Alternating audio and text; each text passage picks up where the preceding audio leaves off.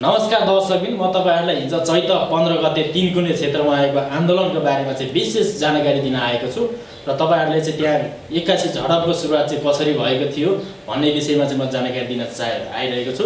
त्यहाँ झडप चाहिँ यसरी भएको थियो कि राजावादीहरूले त्यहाँ तीनकुने क्षेत्रमा शान्तिपूर्ण आन्दोलन गरिरहेका थिए र त्यहाँ झडपको सुरुवात जब दुर्गा प्रसाई स्टेजमा आउने भन्ने कुरा थाहा भयो त्यसपछि चाहिँ प्रहरीले 81 असुल ग्यास प्रहार गरेको थियो।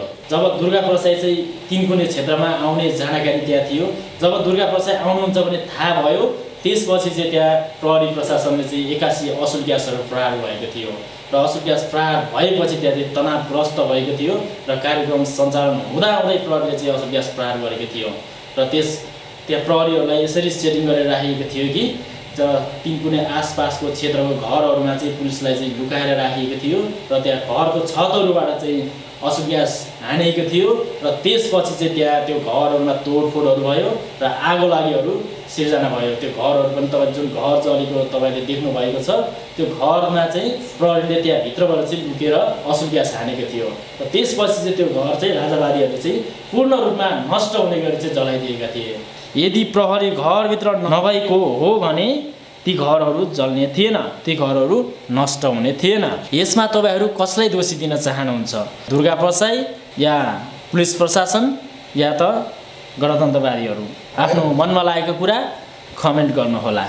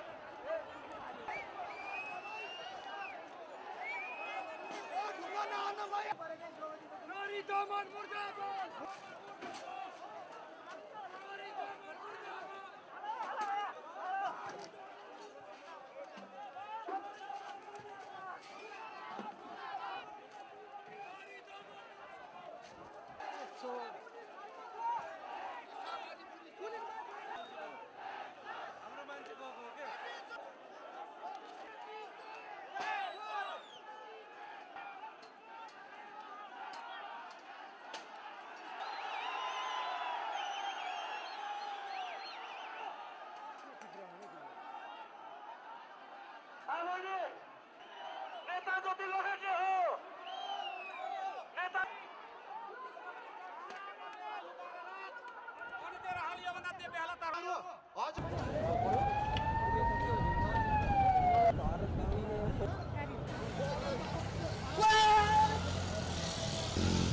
उसका साला भ्रष्टाचार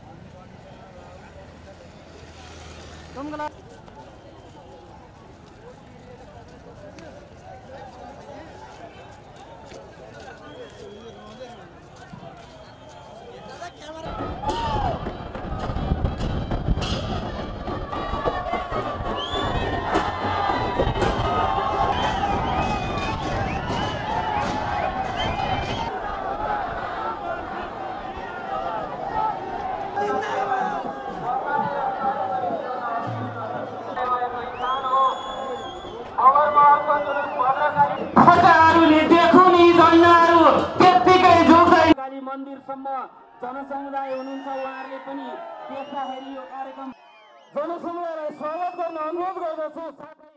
साथै कार्यक्रम त्यो जुलुस त्यसकारण तपाईहरुलाई बाबुआमा पनि भन्न चाहन्न। यसैले म भन्न चाहन्छु हाम्रो देश बचाउनुको लागि म गंगा चौधरीको तर्फबाट स्वीकार्नुस् जय राष्ट्रवादको अभियान। देश रहे हामी रहौला, देशै नरहे कहाँ रहौला।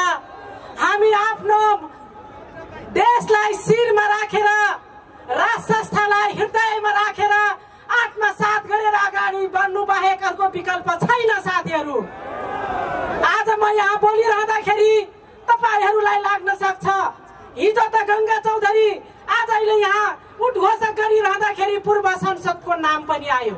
हो, म संसद पनि भए, तर म जब संसदन भित्र देशको विरुद्धमा विभिन्न किसिमका सम्झौताहरू हुन्थ्यो त्यतिखेर गङ्गा चौधरी पार्टी भन्दा माथि उठेर राष्ट्रको लागि बोलेको अगाडि तपाईहरुकै अगाडि घाम जस्तै छाड्नुहुन्छ। जब संविधान बनिरहँदाखेरि मैले त्यहाँ भनेको थिएँ यो संविधान जारी हुँदाखेरि 2072 साल असोज 3 गतेको यहाँहरूले हिमालय टेलिभिजनको इन्टरभ्यु हेर्न सक्नुहुन्छ। आजको दिनदेखि देशमा कालो बादल ग्रहण लागिसक्यो। त्यसैले तपाईँ हामी नेपाली जनता सचेत भएन भने आज हामी नेपाली छौँ, भोलि हामी नेपाल रहला कि नरहला भन्न सकिन्न। त्यसैले हामी मर्न र मार्नको लागि पनि तयार हुनुपर्छ भन्ने कुरामा खर्च गर्न चाहन्छु। हामी कक्षागत किताबहरू पढ्ने गर्थ्यौँ। हट्ने होइन डटी लड्ने नेपालीको बानी हुन्छ, कहिले नझुक्ने शिर उभेको स्वाभिमानी नेपाली हुन्छ, हो कि होइन?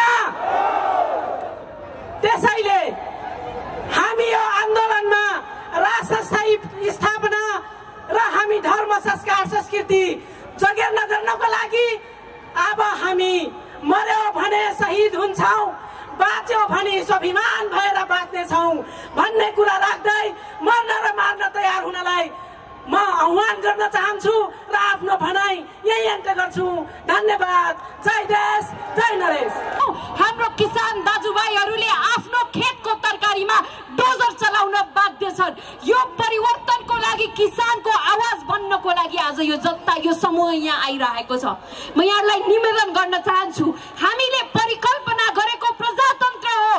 हामीले संवैधानिक राज संस्था र संसदीय अभ्यासको अब्बल समन्वय हुनुहुन्छ र झापा 5ले मात्र प्रधानमन्त्री होइन, सिङ्गो देशले प्रत्यक्ष निर्वाचित कार्यकारी प्रधानमन्त्री चुन्न पाउनु पर्छ। त्यो हक अधिकारको लागि आज हामी यहाँ आएका हौं।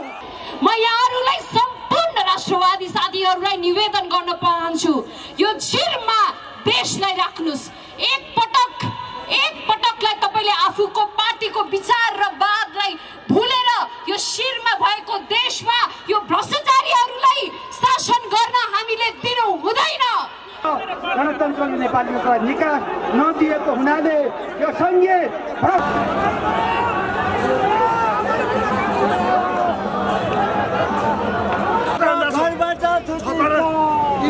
घर घेर्नुपर्छ, यी सालेहरूको घर घेर्ने आवाज दिने, चोर हटा नेताहरूको घर दिने आवाज दिने, यिनीहरूको घर घेर्ने अब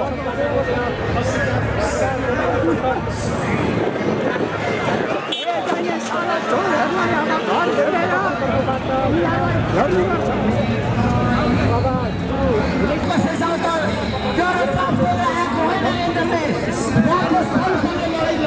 तपाईहरु चाहिँ आज के माग लिएर आन्दोलन गर्नुभएको? हामी चाहिँ यो देशमा शान्ति होस्, देश शान्तिको लागि नत्र आएको। राष्ट्र यो गणतन्त्रवादी यिनीहरूको नाममा, गणतन्त्रवादीको नाममा यिनीहरूले भ्रष्टाचार दलालहरूले अथाह गरिसके, भ्रष्टाचार गरिसके। त्यसको विरुद्धमा हामी यहाँ हामी कुनै पार्टीको झोली होइन। हामी पढ्ने विद्यार्थी हो। ब्याचुलरमा पढि काण्डहरू हेर्नुहोस्, एन्सल काण्ड त्यस्तै छ, सुन काण्ड त्यस्तै छ। उहाँले त्यसको विरुद्धमा उठ्नुहोस् न, यहाँलाई साथ दिनुहोस् न। हामीलाई चाहिँ राष्ट्रपतिको ठाउँमा राजा चाहिएको हो है, प्रत्यक्ष निर्वाचित प्रधानमन्त्री चाहिएको। यो आफै दलहरू मिलेर बनेको प्रधानमन्त्री हामीलाई चाहिँदैन, हामी स्वीकार्दैनौँ। कोही झोलेहरू भरोटाहरूले स्वीकार्छन्। त्यसको लागि जय जयकार गरेर प्रधानमन्त्रीज्यूले म सन्तुष्ट भएँ, मैले राम्रो काम गरेँ भनेर नपत्याउँदा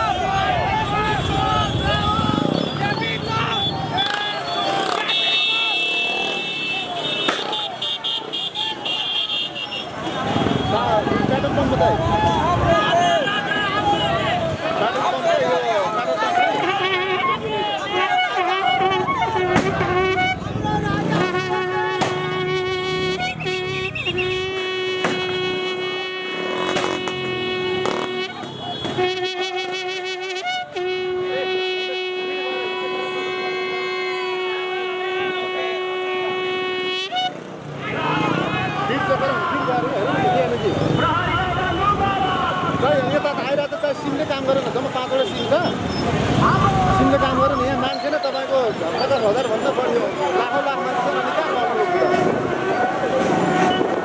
पुरै तपाईँको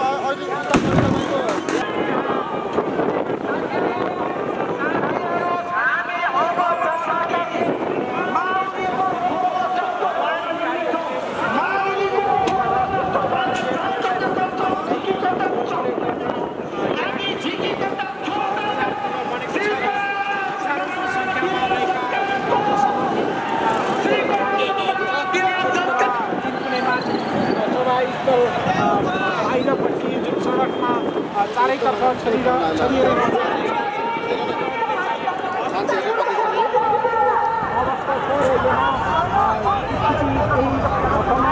बन्न सक्ने देखिएको छ खास गरी भएको अवस्था छ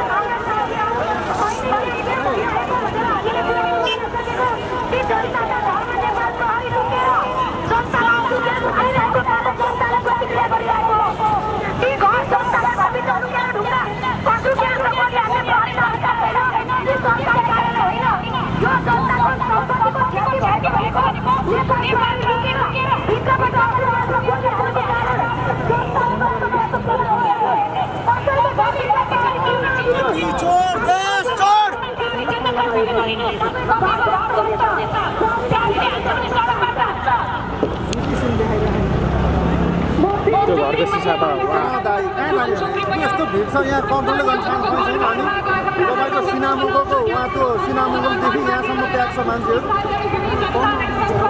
उहाँ तपाईँको कोटेश्वरको परसम्म मान्छे छ अनि कहाँ जाने हामी भन्नु त ठाउँै छैन यो डिएमजीले काम गर्यो नि त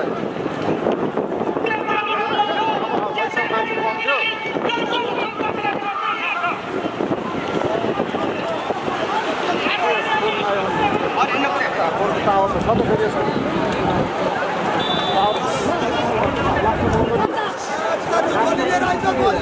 क्यान्सल भएन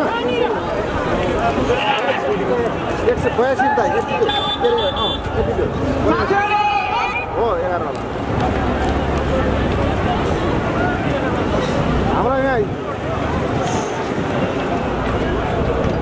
नम्बर दियो त्यहाँ होला नि दाइ त्यहाँ त्यति त नम्बर किन राख्नुपर्छ नि केटाहरूले अब यहाँ टियर ग्यास हालेर तनाव भइसक्यो यहाँ मलाई नम्बर याद छ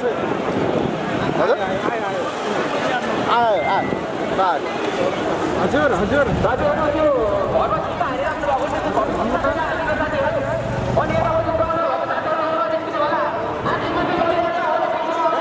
डिएमएनजी लिङ्क भइरहेको छ दाइ यहाँ हजुर आयो मजाले आइरहेको छ हाम्रोमा त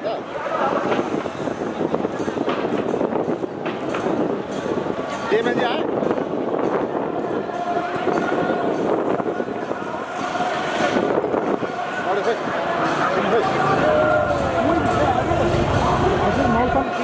अहिले पनि यहाँको अवस्था तनावपूर्ण अवस्थामा रहेको छ नेताहरू केही असुविधाकार भएपछि केही सभास्थल छोडेर वितर हुनुभएको थियो र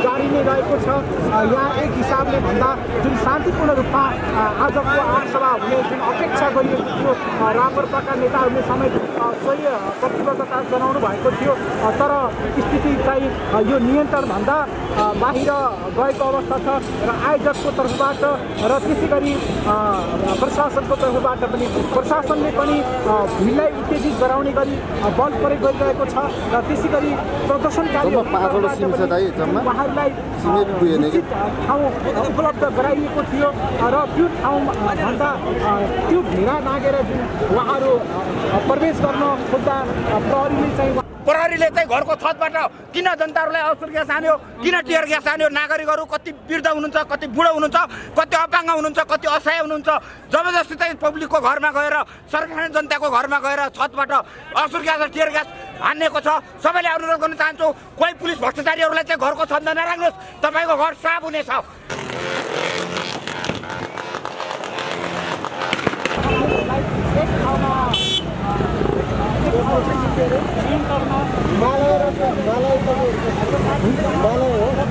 एभरेस्ट भएर होइन भोलि हाम्रो गौशाला जाने हो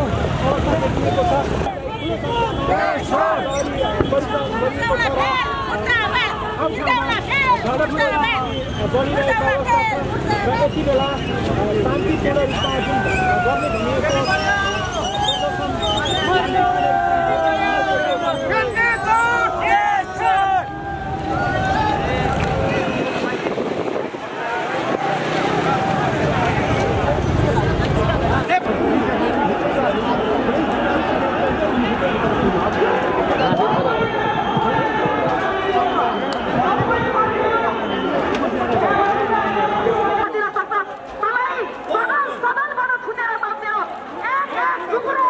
अगाडिको घर चाहिँ पुरा पूर्ण रूपमा चाहिँ जलेर नष्ट भइसकेको देख्न सक्नुहुन्छ तपाईँहरूले यो घर चाहिँ पुरा आगो लागि भएर चाहिँ नष्ट भइसकेको छ केही प्रहरी साथीहरू भित्र